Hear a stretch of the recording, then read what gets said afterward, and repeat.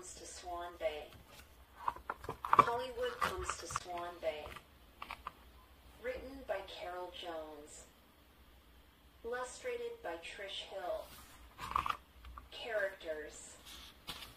Tammy is an identical twin. She loves drama and is also starstruck. Pammy is Tammy's twin. She is interested in science and keeps her feet on the ground. Eric likes to collect facts.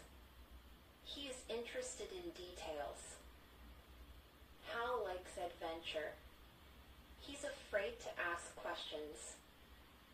Chapter 1. Not another famous person. Tammy and Pammy and their friends were sitting under the shade of a peppercorn tree in the schoolyard. Tammy was busy drawing on her lunch wrap. She was writing her favorite pop star's name inside a love heart. Pammy, Hal, and Eric were jotting down the names of famous people in a notebook.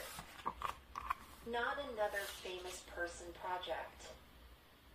Groaned Hal.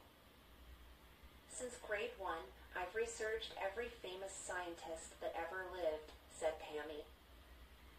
I suppose we could do a famous engineer for this project. Can engineers be famous? Asked Tammy, dotting an I with a small heart. What about Gustav Eiffel, the engineer who designed the Eiffel Tower? Eric suggested.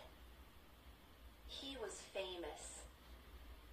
Wouldn't he be dead then? Asked Tammy. The Eiffel Tower's pretty old. I'd rather do someone living. Like one of the kids off The Simpsons. Tammy, I hate to tell you this, but the kids on The Simpsons aren't real, said Hal. I know that. But they're still more interesting than a dead engineer. Eric made a line in the dirt with his shoe. Tammy has a point.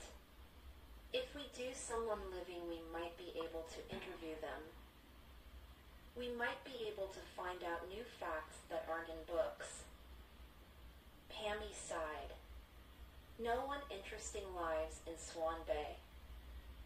And nothing interesting happens here. The only thing famous is the giant swan statue down by the beach. And that's only a bit famous. I know, said Tammy. In last week's Celebrity Trash, I read that a film crew will be shooting scenes this week in Swan Bay. And guess who's going to be here? Who? Asked the others. Sonny True, the most famous child star in Hollywood. We can interview him. Tammy shouted. Hal looked at Eric, who looked at Pammy. Pammy shrugged. If we can find out where they're filming, and if we can get in to see him, and if he'll actually talk to us. But Tammy wasn't listening. She had scribbled out the pop star's name and was writing in Sonny's. I wonder if he's as cute in real life. Chapter 2. The Human Barrier. The children slumped on a seat underneath Swan Bay's giant swan. Nearby, huge movie lights shone on an old rowboat at the water's edge. The movie crew bustled about with leads and other equipment. The child-worn hand got closer than 50 meters. They'd been turned away by a wooden barrier and a human barrier in the form of a big burly security guard. After finally tracking down Sonny's manager, Barbara, she'd said, Sonny's not talking to anyone. The press did a hatchet job on him in Celebrity Trash last month. But we're just kids like him, Eric explained politely. The manager looked down her straight nose saying, and what could Sonny possibly want with you? She wasn't very nice, Pammy said. I'm glad she's not my manager, said Tammy. You don't have a manager, said Hal. I and then you can interview me. The project's due next week, Tammy, said Pammy. We can't give up now, said Tammy. Not this close to Sunny. I know, said Pammy. Let's climb the Swan. We'll see what's going on. We'll do the project without an interview. From the top of the Swan's fiberglass head, the children could see the movie set and the main street, which followed the seashore. But instead of filming, the crew was running around in circles and no sign of Sunny. Doctor saw nothing fishy in Swan Bay, said Hal. I think we'd better get to the bottom of it. About as close to the bottom as they could get was the human barrier, Charlie Tanui.